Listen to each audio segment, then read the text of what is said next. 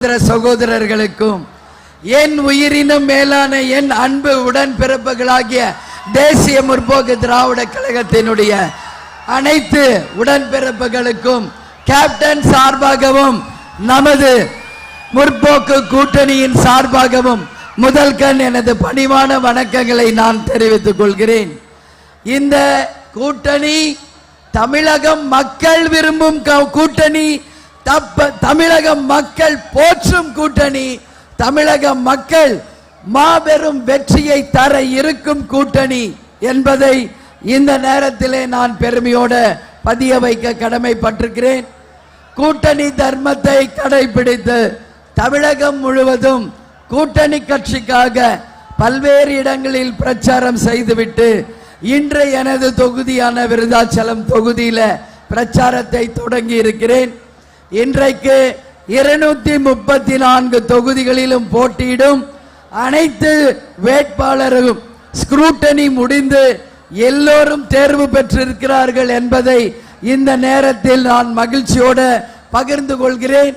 அனைத்து வேட்பாளர்களுக்கும் கேப்டன் சார்பாகவும் அண்ணன் ஸ்டாலின் சார்பாகவும் என்னுடைய வாழ்த்துக்களை எல்லோருக்குமே தெரிவித்துக் கொள்கிறேன்.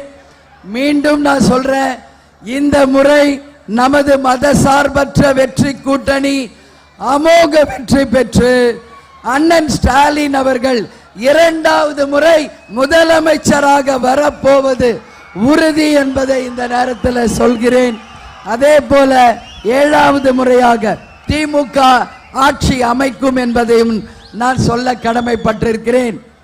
அண்ணன் ஸ்டாலினுக்காக நான் கொளத்தூரிலே பிரச்சாரம் செய்த போது அண்ணன் ஸ்டாலின் அவர்கள் விஜய பிரபாகருக்காக விருதுநகர் தொகுதியில அன்னைக்கு பிரச்சாரத்தில் இருந்தார்.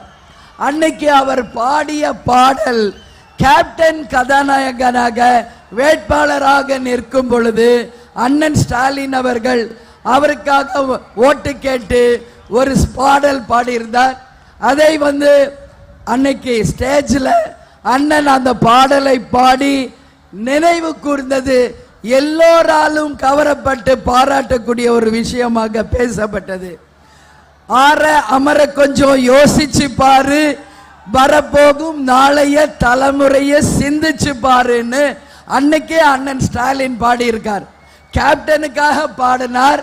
இன்றைய தலைமுறை விஜய பிரபாகருக்காக அதை அண்ணன் அந்த ஸ்டேஜில் சொல்லும் பொழுது அனைவரும் அதை ரொம்ப ரசிச்சாங்க என்பதை நான் கேள்விப்பட்டேன்.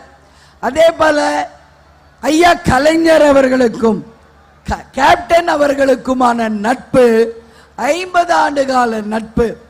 ஆனா இவ்வளோ வருஷம் ஏன் இந்த கூட்டணி அமையலன்னு உண்மையிலே எனக்கே தெரியல. கலைஞர் ஐயாவும் இப்ப இல்ல, கேப்டனும் உயிரோடு இல்ல. அவங்க தெய்வமாக இருக்கிற இந்த நேரத்தில் அண்ணன் ஸ்டாலின் அவர்கள் முதல்வராகவும் நான் தேசிய முற்போக்கு திராவிட கழகத்தின் பொதுச் செயலாளராக இருக்கும் போதுதான் இந்த கூட்டணி அமைய வேண்டும் என்று எழுதப்பட்ட விதியா என்பது எனக்கு தெரியல. ஆனா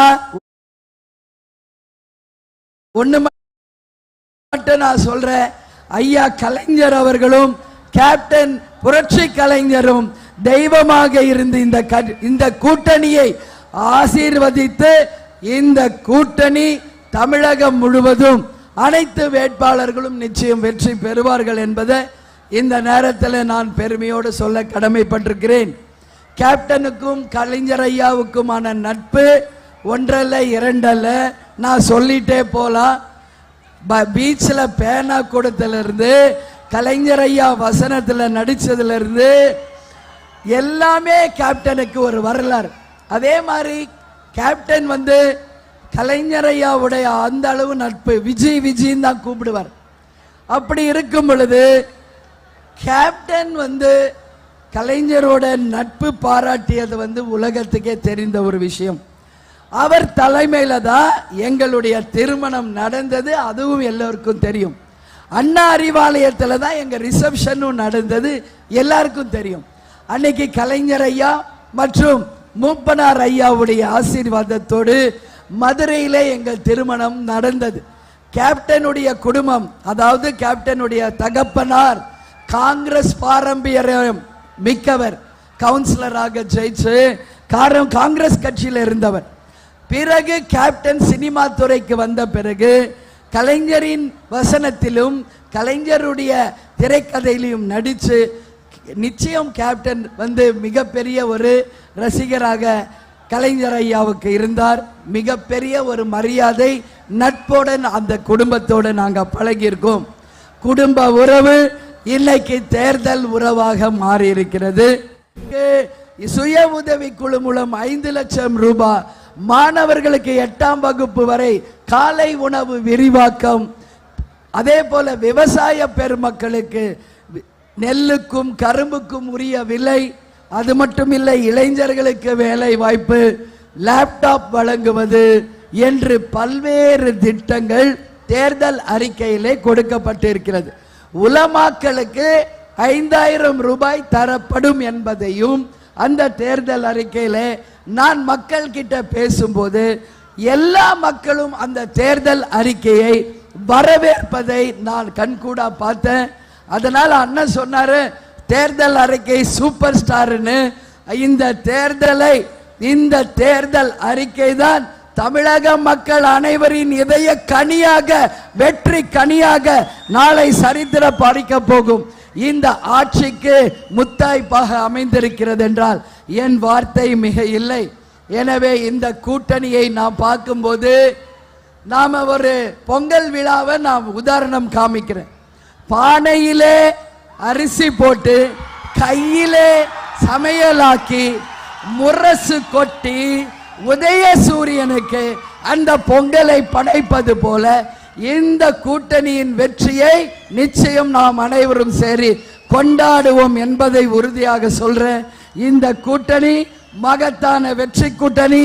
மீண்டும் வெற்றி விழாவில் நாம் அனைவரும் பங்கேற்போம் என்பதை தெரிவித்துக் கொண்டு என்னுடைய விருதாச்சலம் தொகுதி மக்களுக்கும் இந்த கூட்டத்தின் வாயிலாக என் நன்றிகளை தெரிவித்து கேப்டனின் ஆசீர்வாதம், கலைஞர் ஐயாவின் ஆசீர்வாதத்துடன் மக்களின் ஆதரவுடன் அண்ணன் எடப்பாடி பழனிசாமியின் ஆணவத்திற்கு கிடைக்கும் விலையாக ஒரு மகத்தான வெற்றி மே 4ஆம் தேதி உறுதியாக நமது மதசார்பற்ற வெற்றி கூட்டணி அமோக வெற்றி பெற்று அனைத்து இடங்களிலும் வெற்றி பெற்று வரலாறு படைக்கும் என்பதை இந்த நேரத்திலே தெரிவித்துக் கொண்டு உங்களிடமிருந்து விடைபெறுகிறேன். நன்றி, வணக்கம்.